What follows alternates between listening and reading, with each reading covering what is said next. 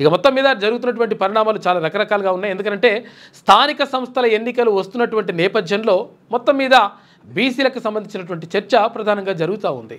మరి బీసీలకు సంబంధించి 42% రిజర్వేషన్ ఇస్తే ఎట్లా, ఒకవేళ ఇవ్వకపోతే ఎట్లా, మరి ఏం జరుగుతుంది అనేటువంటి విషయంపైనే ప్రధానంగా అన్ని పార్టీలు తర్జన భర్జన పడుతున్నాయి.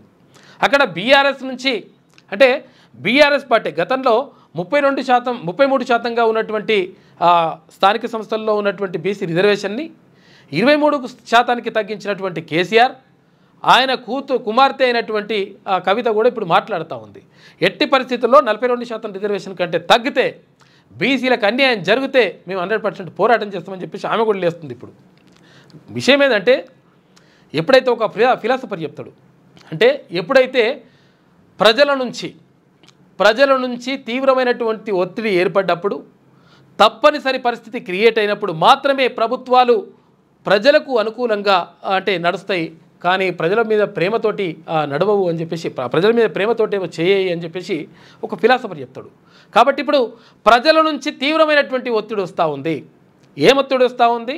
100% బీసీలకు సంబంధించి 42% రిజర్వేషన్ ఏదైతే మీరు అన్నారో ఆ రిజర్వేషన్ని అమలు చేసి తీరాలి ఇక్కడ స్థానిక సంస్థల్లో, అటు విద్యా ఉద్యోగాల్లో. కాబట్టి ఈ విషయానికి సంబంధించినటువంటి అంశం స్పష్టత వచ్చినప్పుడు మాత్రమే ఆ తర్వాతనే మీరు స్థానిక సంస్థలకు ఎన్నికలకు వెళ్ళాలని చెప్పేసి మరి డిమాండ్ వస్తూ ఉంది. ఈ నేపథ్యంలో అన్ని పార్టీల్లో కూడా ఇప్పుడు ఒక చర్చ మాత్రం జరుగుతూ ఉంది. కాబట్టి ఇది మరొక మంచికే జరుగుతూ ఉంది. 6వ తరగతి నుండి 10వ తరగతి విద్యార్థులకు గొప్ప అవకాశం. ఏపీ, తెలంగాణ మరియు సిబిఎస్ఈ విద్యార్థులకు ఎలాంటి అడ్మిషన్ ఫీజు లేకుండా సంవత్సరానికి కేవలం 1000 రూపాయలకే ఐఐటీ స్టాండర్డ్స్ తో ఆన్లైన్ ట్యూషన్స్ చెప్పబడును. 15 ఏళ్ల సుదీర్ఘ అనుభవం గల ఫ్యాకల్టీతో క్లాసులు నిర్వహించబడును. ఇప్పుడే ప్లే స్టోర్ నుండి ధర్మవాహిని యాప్ ని డౌన్లోడ్ చేసుకోండి. వివరాలకు సంప్రదించండి 7893051526.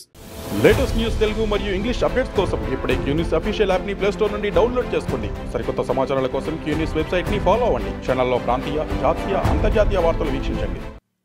లైక్ చేయండి.